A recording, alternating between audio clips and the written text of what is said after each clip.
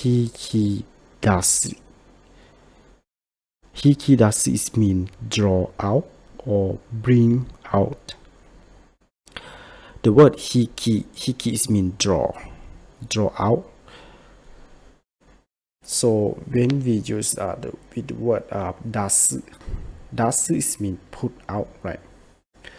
So that means when you use the word hiki with the word dasu together, it can be like draw out or bring something out. I see here you want to draw out the money at the ATM machine. You can say ATM でお金を引き出します。ATM でお金を引き出します。Which means I will draw out money at the ATM. 田中さんは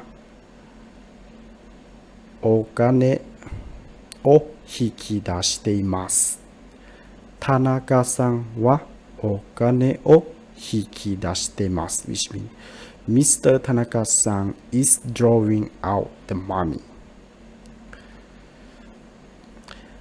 お金を引き出した。